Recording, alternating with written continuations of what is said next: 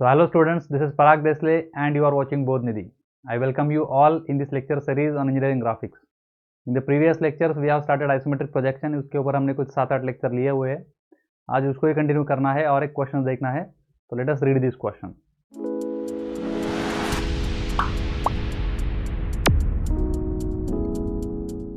So before starting this question, let me ask your support. If you are watching me on YouTube and you haven't subscribed yet, please subscribe our channel. If you like this video, you can hit the like button, share with your friends. Fine. So let's start. So if I read this question, क्या बोला है देखो, हमें orthographic view दिए हुए है, first angle method से draw किए हुए है, तो ऑर्थोग्राफिक व्यू है. तो अगर ये फर्स्ट एंगल मेथड है तो हमें पता चलता है कि ये फ्रंट व्यू होना चाहिए. ये फ्रंट व्यू हो गया और ये टॉप व्यू होना चाहिए. फर्स्ट एंगल मेथड से टॉप व्यू नीचे आता है. सही है. तो अगर ओ पॉइंट नहीं दिया है तो हमें आइडेंटिफाई कर लेते हैं हम. तो हमें इसको अगर ओ बोलते हैं तो यहाँ पे एक्स जाएगा, यहाँ पे वाई जाएगा फ्रंट व्यू में, और ये फ्रंट फेस जो है वो टॉप व्यू में नीचे जाता है. तो ये पॉइंट ओ बन जाता है. तो यहाँ पे एक्स जाएगा और यहाँ पे सबसे इंपॉर्टेंट जेड जाएगा. सही है. फिर अगर हम इसको इमेजिन करने की कोशिश करते हैं तो क्या दिख रहा है आपको? Try to imagine at your own. क्या दिख रहा है? सोचो थोड़ा. ये देखो, ये चीज़ आप आइडेंटिफाई कर रहे हो फ्रंट व्यू में. इस तरह का कोई ऑब्जेक्ट है, एलिमेंट है. सही है. This is your front view, right. अब ये फ्रंट व्यू में अगर इस स्लॉट को मैं भूल जाता हूँ तो क्या हो जाएगा? ये लाइन को मैं कंटिन्यू कर दूंगा इस तरह से. सही है. तो इस तरह से ऑब्जेक्ट आएगा. तो इस ऑब्जेक्ट का अगर मैं टॉप व्यू देखता हूँ तो यहाँ से थ्रू आउट इस लेंथ को उसको एक्सट्रूड किया हुआ है. कितना mm? 50 mm तक उसको एक्सट्रूड किया हुआ है. तो अगर इसमें ड्रॉ करता हूँ इसको मैं, तो ओ पॉइंट से मैं शुरू करूँगा. एक्स के डायरेक्शन में मुझे कितना जाना है? ये जो कुछ डिस्टेंस है, कितना है टोटल? 100 mm है. तो एक्स डायरेक्शन में मैं 100 mm अगर जाता हूँ, वाई डायरेक्शन में मुझे 50 mm जाना है. 50 mm जाऊँगा. फिर यहाँ से अगर मैं ये कितना डिस्टेंस है? 30 mm है. तो यहाँ से अगर 30 mm ऊपर जाता हूँ, ऊपर से ये हाइट कितना है? तो टोटल 50 है. 50 में से 20 गया, 30 बचा. तो यहाँ से 30 mm नीचे आता हूँ. फिर यहाँ से ये लाइन कंप्लीट कर दूंगा. बचा हुआ 70 mm एक्स डायरेक्शन में, और ये 20 mm का वाई डायरेक्शन में नीचे आऊँगा. Like this. This is my basic front view. सही है. अब इसको क्या किया हुआ है? इसको जेड डायरेक्शन में, यहाँ पे हमारा ओ पॉइंट है, ये हमारा एक्स डायरेक्शन हो गया, ये वाई था. तो जेड की तरह है, ओ से जेड तक 50 mm जाना है. तो ओ से जेड तक अगर मैं 50 mm जाता हूँ, फिर वहाँ से मैं वाई डायरेक्शन में जाऊँगा, फिर ये जेड डायरेक्शन, फिर ये एक्स डायरेक्शन, फिर ये जेड डायरेक्शन, लाइक दिस. फिर यहाँ से 50 mm अंदर जाऊँगा जेड डायरेक्शन में, और वहाँ से मैं एक्स डायरेक्शन में इसको कंप्लीट करूँगा. तो ये जेड डायरेक्शन है और ये हमारा बेसिक एलिमेंट हो गया. इसमें क्या मॉडिफिकेशन है अगर हम देखते हैं तो क्या दिखेगा? ये बेसिक यल शेप का स्ट्रेंथ बढ़ाने के लिए हमें यहाँ पे रिब लगाया हुआ है. Can you see this rib? तो ये रिब कैसे आइडेंटिफाई करेंगे? फ्रंट व्यू से मुझे समझ रहा है कि ये ट्रायंगल इधर दिख रहा है मुझे. वो टॉप व्यू में ऑब्जर्व करता हूँ तो ये 10 mm का विड्थ मुझे यहाँ पे दिख रहा है. तो इसका मतलब ये रिब है. मतलब यहाँ पे इस यल के ऊपर एक रिब एक्स्ट्रा ऐड हो गया, पहली चीज़. दूसरा, ये स्लॉट यहाँ पे बन गया है, यहाँ पे एक एक्स्ट्रा स्लॉट ऐड हो चुका है. ये दूसरा हो गया. और तीसरा मॉडिफिकेशन क्या है? यहाँ से ये जो सर्कुलर एलिमेंट है, ये हिस्सा हटा दिया है.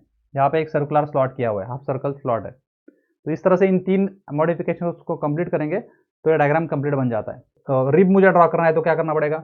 रिब का विड्थ कितना है? 10 mm है. दोनों साइड से 20-20 mm छोड़ देता हूँ. तो जेड डायरेक्शन में इस साइड से 20 mm, उस साइड से 20 mm, 2 पॉइंट्स मिल जाएंगे.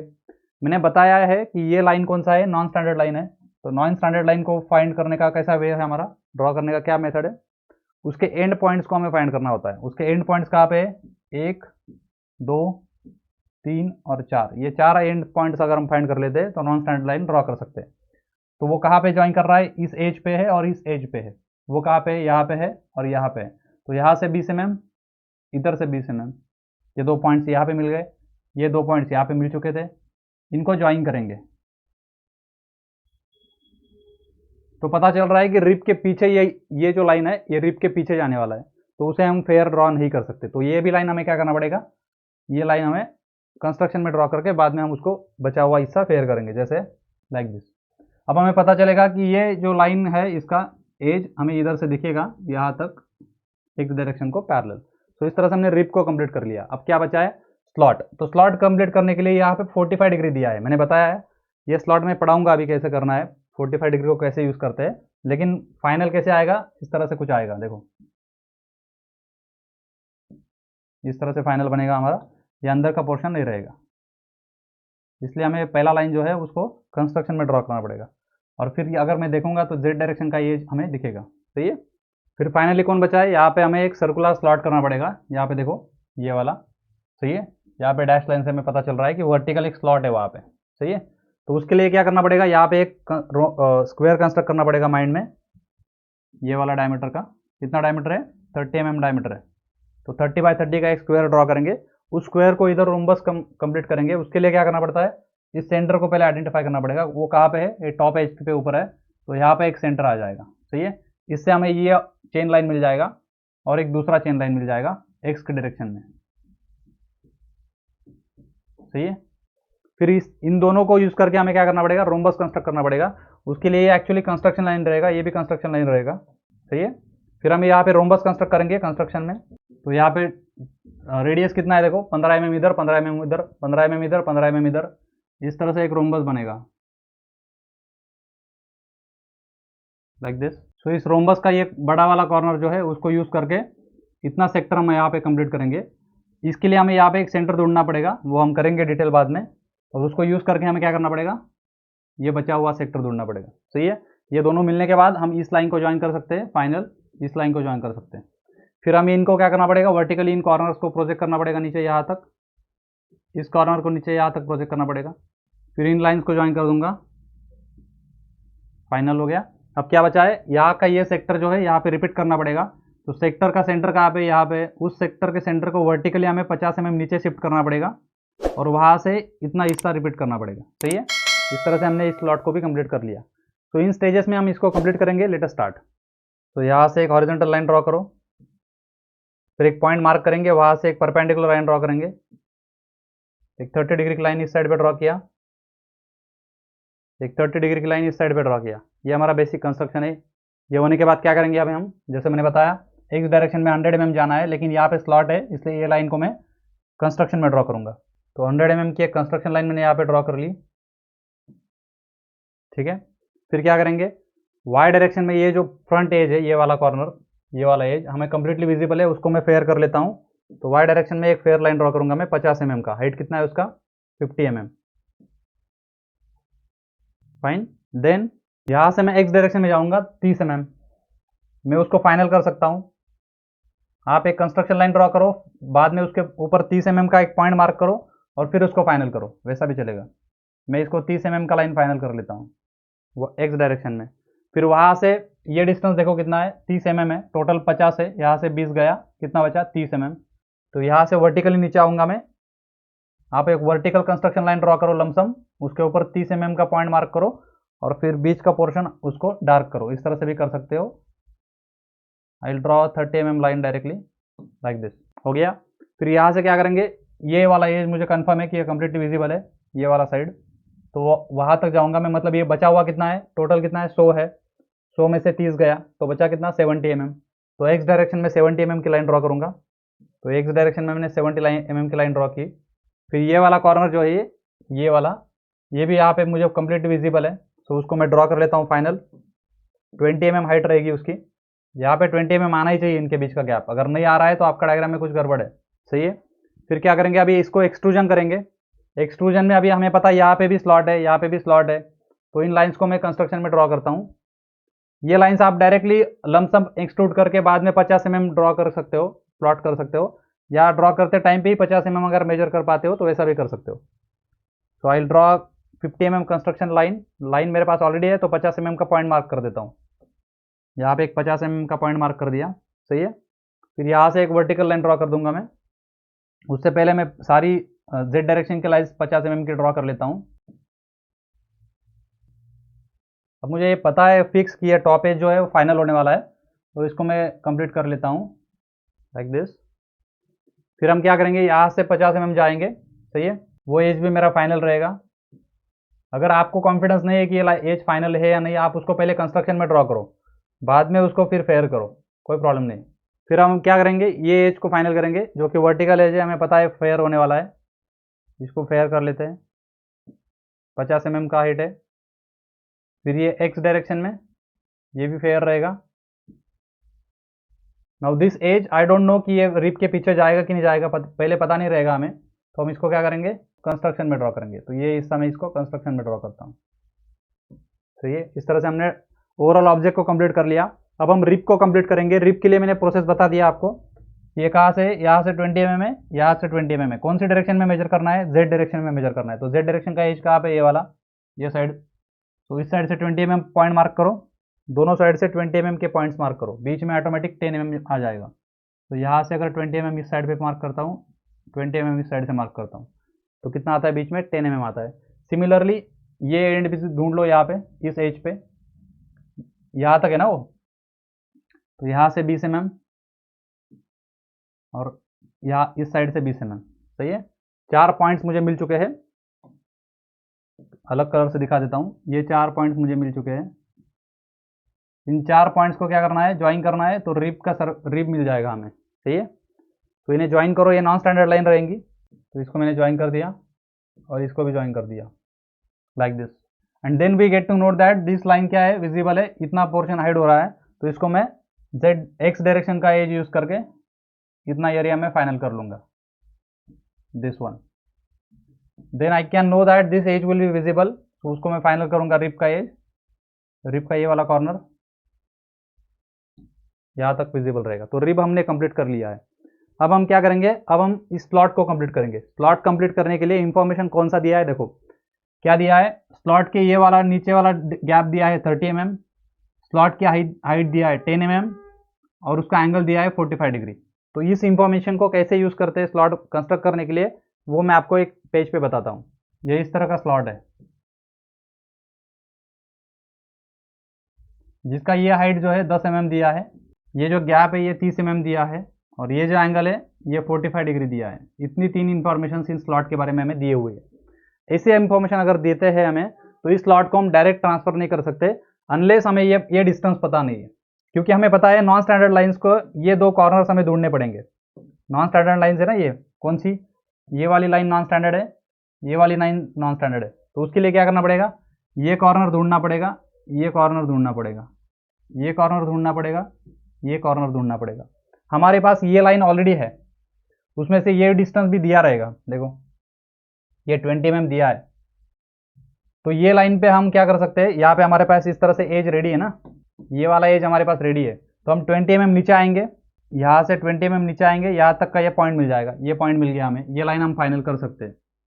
फिर वहाँ से 30 mm नीचे मार्क करके ये पॉइंट मिल जाएगा, वहाँ से नीचे वाला लाइन हम फाइनल कर सकते हैं। मतलब हमारा ये भी लाइन फाइनल हो जाएगा, ये भी लाइन फाइनल हो जाएगा। मतलब ये 2 पॉइंट्स तो मिल गए हमें, ये वाला और ये वाला, ये नीचे वाले।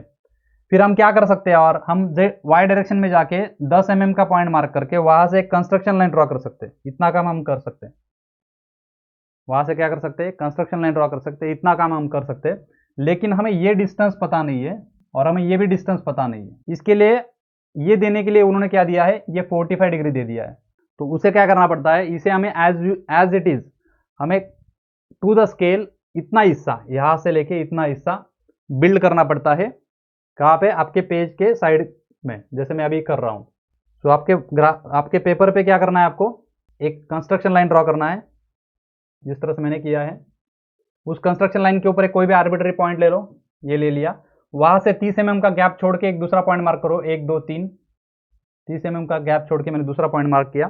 फिर मुझे यहाँ से 45 डिग्री लाइन इधर ड्रॉ करो, 45 डिग्री लाइन इधर ड्रॉ करो, प्रोट्रैक्टर यूज करके 45 डिग्री की लाइन ड्रॉ करो। ये टू द स्केल करना है हमें। अभी स्लॉट के उतने हिस्से को क्या करना पड़ता है, हमें रिप्रोड्यूस करना पड़ता है, क्योंकि इंफॉर्मेशन वैसे दिया है। तो यहाँ से मैं एक 45 डिग्री की कंस्ट्रक्शन लाइन ड्रॉ करूंगा इस साइड पे, 45 डिग्री इस साइड पे एक कंस्ट्रक्शन लाइन ड्रॉ करूंगा। सही है। फिर यहाँ से ऊपर स्लॉट की हाइट कितनी दी है, 10 mm दी है। आप ये लाइन पहले भी ड्रॉ कर सकते थे 10 mm का। तो इसके बीच में 10 mm का गैप छोड़ के आपको क्या करना है, एक हॉरिजॉन्टल लाइन ड्रॉ करना है, एक हॉरिजॉन्टल कंस्ट्रक्शन लाइन ड्रॉ करना है। तो यहां से हमें क्या मिल गया, ये वाला स्लॉट मिल गया, इतना हिस्सा है स्लॉट का। सही है।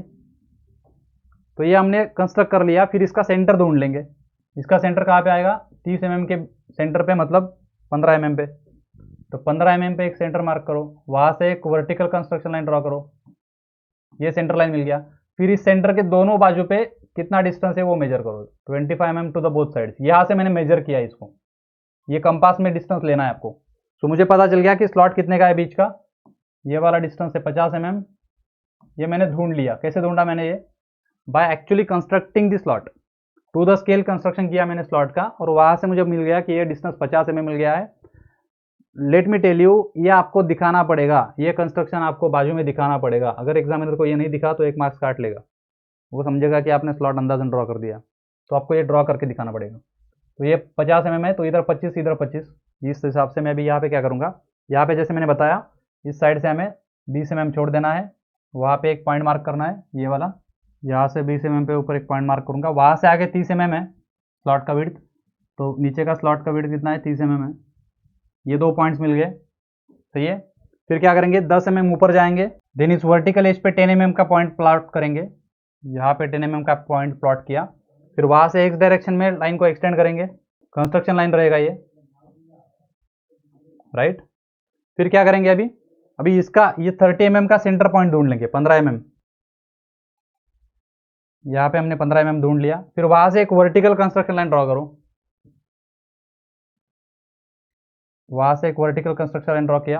अब हमें सेंटर का स्लॉट का सेंटर मिल चुका है, स्लॉट का विड्थ हमने ऊपर का एज वाला ये वाला 50 mm ढूंढ लिया है, तो 25 mm this side, 25 mm to other side, या आप स्केल से भी कर सकते हो या कंपास से भी कर सकते हो। So I will mark a 25 mm point to this side, I will mark a 25 mm point to other side. और अभी ये नॉन स्टैंडर्ड लाइंस के मुझे 4 कॉर्नर्स मिल चुके हैं, देखो ये वाला कॉर्नर मिल चुका है, ये वाला कॉर्नर मिल चुका है, ये वाला कॉर्नर और ये वाला कॉर्नर। इसके बीच में अभी मैं स्लॉट को फाइनल करूंगा, तो 50 mm का स्लॉट है ऊपर, तो ऊपर की 50 mm की लाइन फाइनल करो इन दोनों पॉइंट्स के बीच। फिर ये नीचे के एजेस भी फाइनल कर लो, इस साइड पे 20 mm है, यहाँ से नीचे वाला ये बचा हुआ हिस्सा। फिर अभी नॉन स्टैंडर्ड एजेस जो है उसको ज्वाइन करो, ये इस साइड का एज ज्वाइन कर दिया, ये उस साइड का एज ज्वाइन कर दिया। अब हमें पता है कि स्लॉट का ये वाला एज हमें इधर से दिखेगा, तो वो किसको पैरेलल है, जेड को पैरेलल है, तो जेड लाइन यहाँ से जेड की लाइन एक्सटेंड करके ये कंप्लीट कर दो like this, okay. So in this वे हमने स्लॉट को कंप्लीट कर लिया है। अब हम क्या करेंगे, यहाँ पे हाफ सर्कल कंस्ट्रक्ट करेंगे और फिर उसको यहाँ पे एक्सक्लूड करेंगे। तो हाफ सर्कल के लिए क्या चाहिए हमें, ये सेंटर पॉइंट चाहिए हमेशा, तो सेंटर पॉइंट को पहले एक्सटेंड करना होता है। तो सेंटर पॉइंट कहाँ पे आएगा, 25 mm पे आएगा दोनों साइड से। सो इस लाइन पे 25 mm फ्रॉम बोथ साइड्स एक पॉइंट मार्क करूंगा, that will be your centre point. यहाँ से मैं अभी एक्स की चेन लाइन ड्रॉ कर लेता हूँ, एक्स के डायरेक्शन में चेन लाइन, सही है। फिर ये भी चेन लाइन आप कंप्लीट कर सकते हो, ये वाला, if you wish, like this. फिर अब क्या करेंगे, अभी इस चेन लाइन के ऊपर स्लॉट का डायमीटर कितना है, 30 mm है, तो 15 mm चारों साइड को जाएगा, तो 15 mm to this side, 15 mm to this side. फिर जेड डायरेक्शन में भी 15 mm to this side, 15 mm to this side. फिर यहाँ से हम पैरेलल लाइंस कंस्ट्रक्ट करके रोम्बस कंप्लीट करो, बहुत बार कर चुके हैं, अभी हम खुद करो कंप्लीट। चलो, एक्स डायरेक्शन में इस साइड की लाइन ड्रॉ किया, एक्स डायरेक्शन में उस साइड की भी लाइन ड्रॉ कर ली, जेड डायरेक्शन में इस साइड की लाइन ड्रॉ कर ली, जेड डायरेक्शन में उस साइड की लाइन ड्रॉ कर ली। इस तरह से हमने रोम्बस को कंप्लीट कर लिया, ठीक है। अब क्या करेंगे, now taking this as centre, complete the larger sector, taking this much as radius, complete this larger sector like this, हो गया। फिर क्या करेंगे, ये छोटा वाला सेंटर ढूंढ लेंगे, उसके लिए क्या करना पड़ता है, ये लॉन्गेस्ट डायगोनल ज्वाइन करना होता है। तो लॉन्गेस्ट डायगोनल में सिर्फ इतना हिस्सा ज्वाइन करूंगा, क्योंकि मुझे इधर का ही सेंटर चाहिए सिर्फ, सही है। फिर क्या करते हैं, यहाँ पे कहीं सेंटर आने वाला है, तो ये कॉर्नर और ये कॉर्नर इसको ज्वाइन करेंगे, तो इस कॉर्नर को यहाँ से वहाँ तक ज्वाइन करिए like this. So I got the centre, this as centre, taking this much as radius, complete this arc like this, okay। so let us finalize these edges in z direction, इनको finalise करो। फिर vertical edges को finalise करो, this one and this one, then this lower z direction edges, this one and this one। now what is remaining, अभी हमें क्या करना पड़ेगा, इस प्लॉट को, ये जो एज है, ये कर्व, इसको यहाँ पे रिपीट करना पड़ेगा। उसके लिए फिर से रोम्बस कंस्ट्रक्ट करने की जरूरत नहीं है, उसके लिए हम क्या करते हैं, इस सेंटर को नीचे लेके जाते हैं। नीचे क्यों ले जाना है भाई, क्योंकि इस सर्कल को हमें नीचे के डायरेक्शन में लेके जाना है ना, तो वाई डायरेक्शन को फॉलो करना पड़ेगा, तो सेंटर को भी वाई डायरेक्शन में लेके जाना पड़ेगा। कितना नीचे लेके जाएंगे, ये ऊपर का सरफेस और नीचे का सरफेस, इनके बीच का गैप कितना है, 50 mm है, तो सेंटर को भी 50 mm नीचे लेके जाना पड़ेगा। तो यहाँ से एक वर्टिकल कंस्ट्रक्शन लाइन ड्रॉ करो 50 mm का, या तो आप एक लमसम लाइन ड्रॉ करो, उसके ऊपर 50 mm का पॉइंट मार्क करो, नीचे क्या मिलेगा, एक सेंटर मिल जाएगा आपको, उसे सेंटर लेके रेडियस ऊपर से ले सकते हो, taking that as a centre, radius इतना ले सकते हो, यहाँ से भी ले सकते हो, ऊपर से भी ले सकते हो, और फिर बचा हुआ सेक्टर जो है वो कंप्लीट करो like this. So in this way we have completed all the parts, जो कुछ भी था कंप्लीट कर लिया है almost. Now I will show all the dimensions, then you can check them, right. This is how you can show first of all the extension lines and dimension lines and arrowheads, and then you can number them. Okay, so like this you can number it, you can show all the dimensions along the dimension line. Here I have shown the 45 degree here because ये angle हमें दिखाना पड़ेगा, क्योंकि ये distance दिया नहीं है ये वाला, तो एंगल दिया है, तो एंगल के फॉर्म में उसको डायमेंशन हम दिखाएंगे। सही है, आप front to top view match कर सकते हो दिए हुए क्वेश्चन को चेक करके। So that is how we have completed this lecture. I hope you enjoyed this session. If you do so, please hit the like button on YouTube. If you are not yet subscribed my channel, please subscribe it, share with your friends. You can explore our application as well. Application में हमने पूरा course available करके दिया है, no doubt आप इसको YouTube पे free पढ़ सकते हो, कोई प्रॉब्लम नहीं है मेरे चैनल के ऊपर, लेकिन मैं सजेस्ट करता हूँ एप्लीकेशन में, क्योंकि एप्लीकेशन में आपको फोकस लर्निंग कर पाओगे आप। यहाँ पे क्या होता है, बहुत सारे एड्स बीच बीच में चलती रहेंगी आपको यूट्यूब के ऊपर, तो it is better way to learn in application, जहाँ पे आपको एक फोकस लर्निंग कर पाओगे, कोई ऐड नहीं आएगा बीच में। इसके पीडीएफ्स भी आपके अवेलेबल होते हैं, और बहुत सारे लेक्चर वहाँ पे अवेलेबल है, आप कोर्स को एक्सप्लोर कीजिए इन डिटेल। हमने बहुत सारे कंटेंट उसमें क्वालिटी कंटेंट अवेलेबल करके दिया है। So I hope you will check that. See you in the next lecture. Take care, good day, bye bye.